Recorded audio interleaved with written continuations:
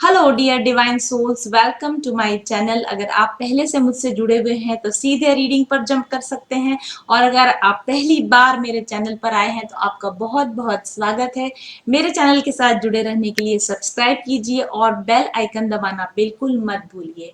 Tarot card reading से संबंधित मेरे 3 चैनल्स हैं, माइंडफुल जर्नी, माइंडफुल लाइफ और mindful choices. Links description box में दिए हुए हैं। टैरो कार्ड रीडर होने के साथ साथ मैं motivational speaker, crystal therapist, aroma therapist भी हूँ, वास्तु कंसल्टेंट और न्यूमरोलॉजिस्ट भी हूँ।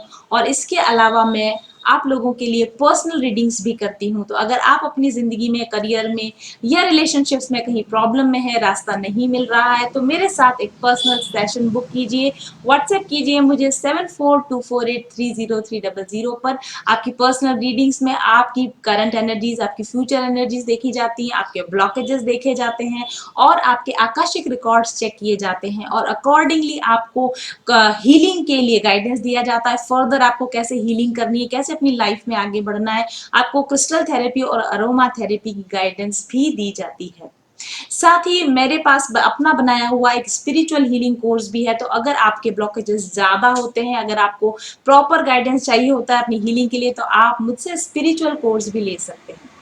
अगर आप मेरे बनाए हुए मेडिटेशंस को एंजॉय करना चाहते हैं और साथ में स्पिरिचुअल रेस्पॉन्स थेरेपी के द्वारा अपनी हीलिंग करवाना चाहते हैं, तो आप मेरे वीडियोस के साथ में ज्वाइन बटन दिया हुआ होता है। मेंबरशिप के लिए आप ज्वाइन बटन को क्लिक कीजिए, माइंडफुल जर्नी के मेंबर बनिए, और 199 रुपीज पर मंथ के पेमेंट पर आप पा सकते हैं personal sessions for your meditations, SRT sessions. और इसके अलावा महीने में एक बार मैं अपने मेंबर्स के लिए लाइव क्वेश्चन आंसर्स भी देती हूँ। तो आप अपने किसी एक क्वेश्चन का जवाब भी मेरे मेंबर बनकर पा सकते हैं। तो चलिए शुरू करते हैं आज की reading. So this reading is for our Aries people. मेष राशि वाले लोगों के लिए रीडिंग होने वाली है। सन, मून, राइजिंग या वीनस से आप एरीज अगर हैं या आप एक क्रॉस वॉचर हैं तो भी आप इस रीडिंग को देख सकते हैं। इसमें आपको आपके और आपसे जुड़े हुए लोगों की एनर्जीज नजर आ सकती हैं। एरीज पीपल, आप लोगों के लिए जो कार्ड हमारे सामने आए हैं, the thinker card, loyal heart card, message in a bottle card and unfinished symphony card. बहुत ही डीप रीडिंग निकल कर आई है, बहुत ही मीनिंगफुल रीडिंग निकल कर आई है। सबसे पहले हम बात करेंगे इस कार्ड के बारे में। 44 नंबर का ये कार्ड है और थिंकर लिखा हुआ है इस पर। आप इस इमेज को ध्यान से देखें।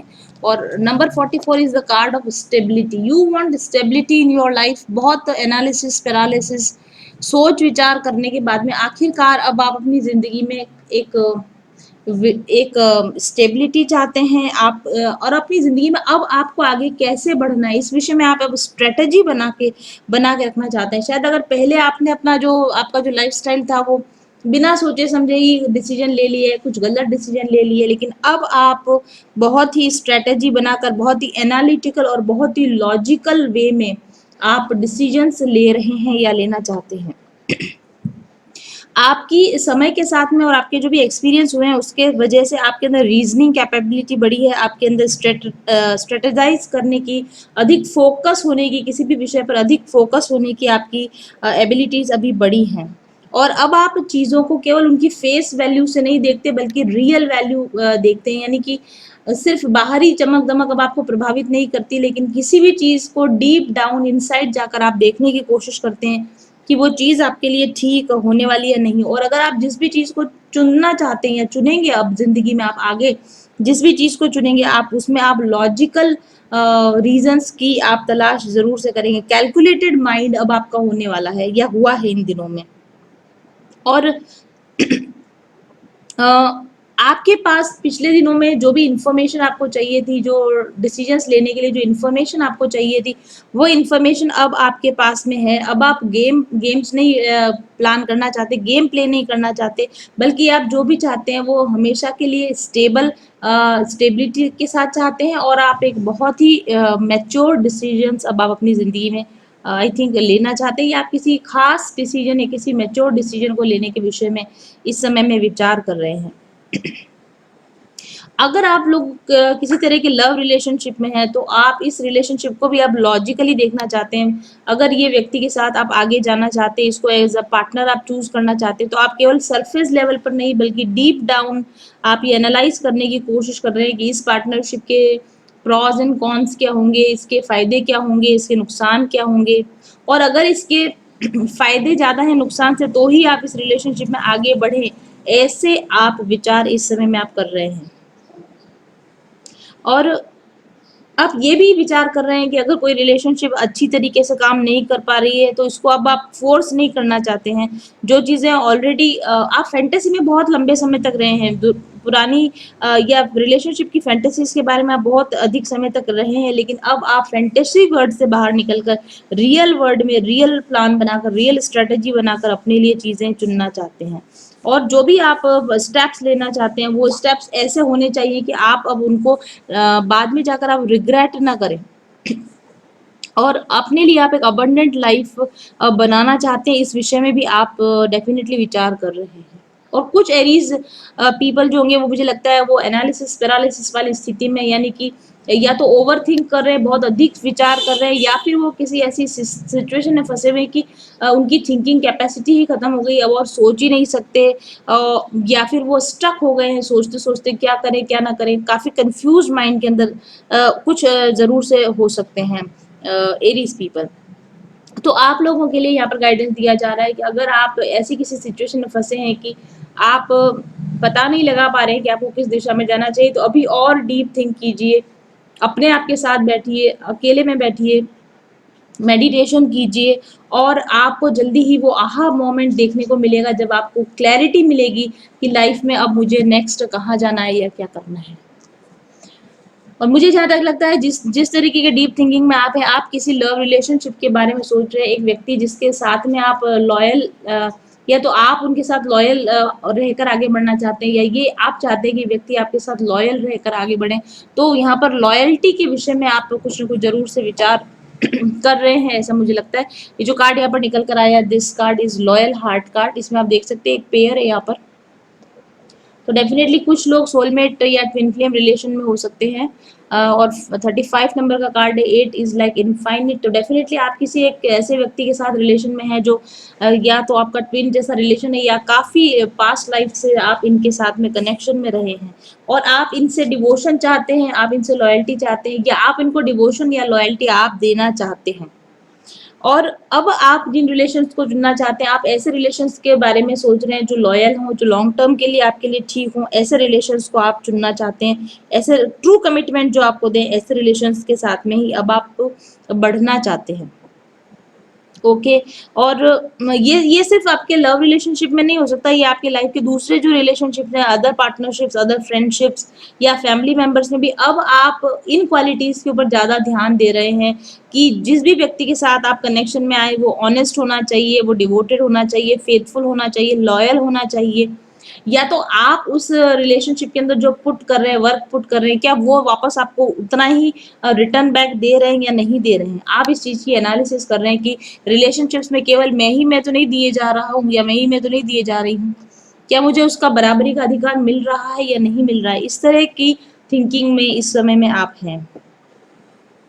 डेफिनेटली ये जो कार्ड है वो सक्सेस का भी कार्ड है। आपने पिछले समय में जो काम किया है, खुद पर वर्क किया है, थिंकिंग किया है, या आपने जो राइट चॉइसेस लिए लाइफ में, काफी सोच समझकर आपने जो राइट चॉइसेस लिए, वो अब आपको सक्सेस की दिशा में ले जाने वाली हैं। Success is finally taking shape.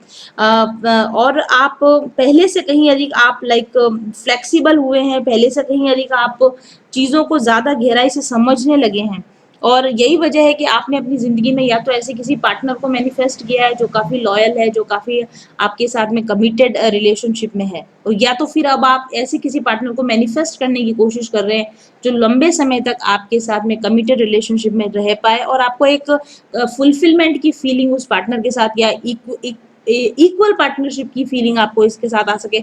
ऐसे किसी पार्टनर के साथ ही अब आप आगे बढ़ना चाहते हैं, मुझे ऐसा भी लगता है इस कार्ड से।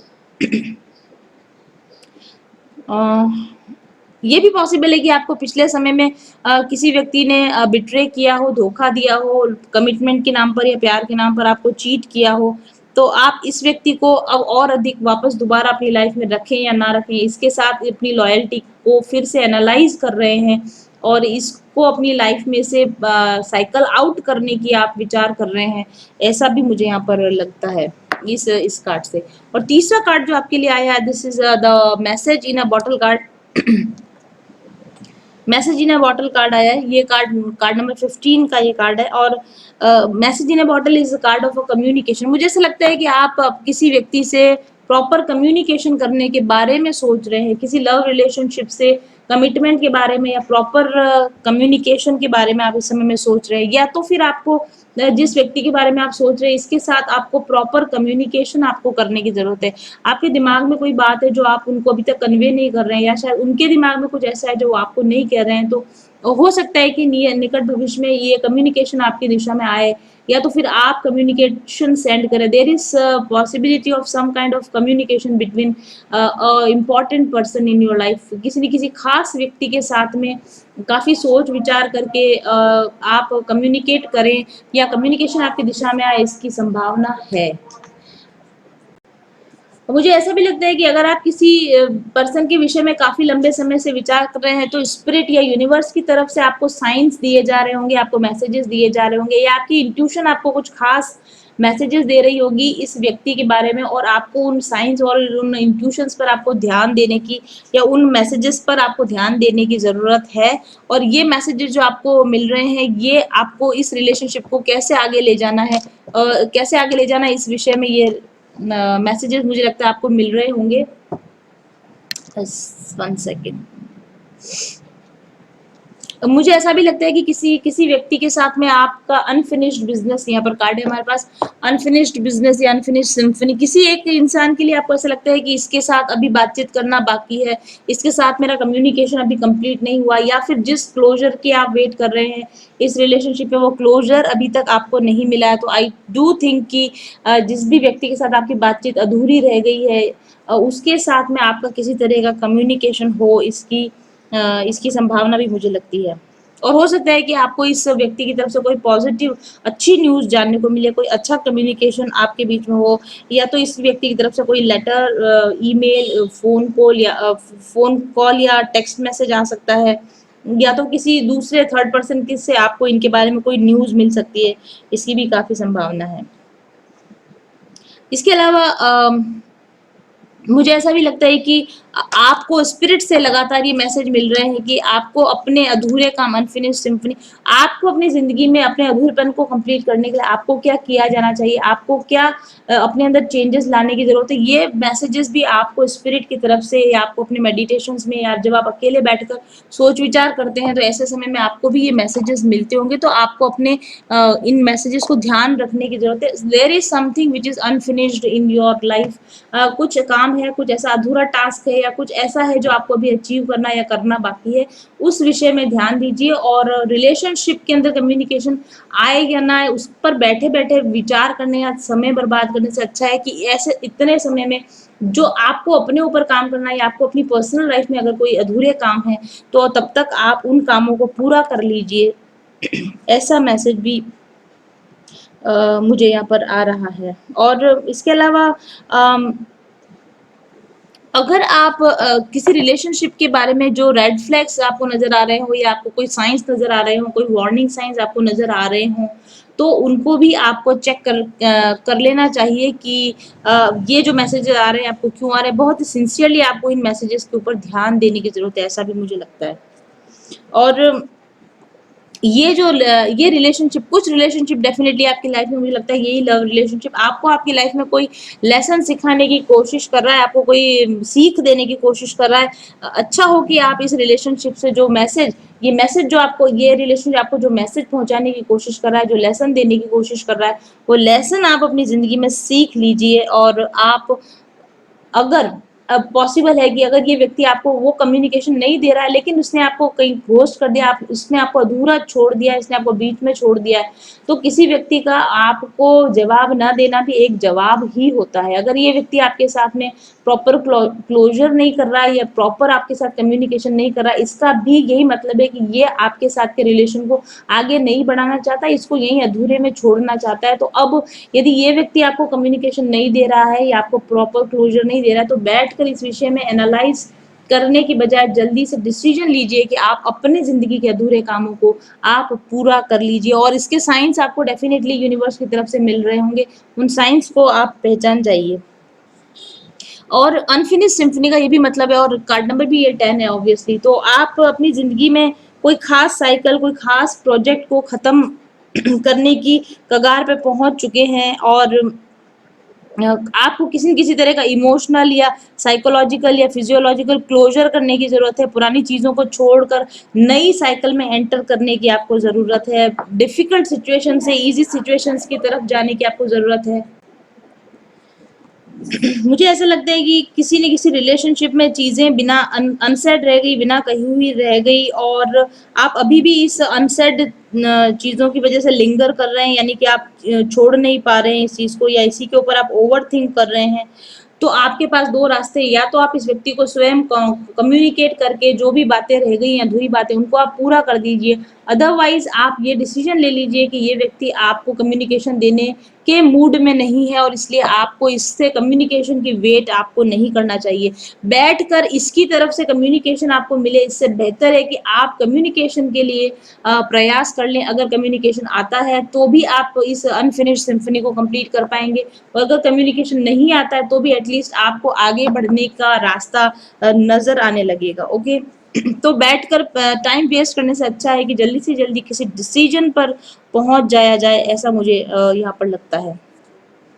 और इसके अलावा ये जो समय है आपका, इसको बहुत अधिक एनालिसिस करने से भी इंसान डल पड़ जाता है। इसलिए आप कोशिश कीजिए कि अगर आप फ्री हैं, अगर आप इस समय में अगर आप कोई ऐसा काम, खास काम जो आप अभी करना चाहते हैं वो नहीं कर सकते हैं, तो ऐसे समय में अपनी पैशन को फॉलो कीजिए, अपनी हॉबी को फॉलो कीजिए। म्यूजिक या आर्ट या किसी न किसी तरह के क्रिएशन में अगर आप जाएंगे तो आपको उसमें से भी क्रिएटिव सॉल्यूशंस नजर आएंगे। यानी आप अपनी प्रॉब्लम के क्रिएटिव सॉल्यूशंस ढूंढने की कोशिश कीजिए, या फिर प्रॉब्लम्स के अगर सॉल्यूशन नहीं है तो आप क्रिएटिवली अपने टाइम को आप बिताने की कोशिश कीजिए, बजाय इसके कि आप केवल बैठे रहें और आप किसी व्यक्ति के कम्युनिकेशन की इंतजार करते रहें।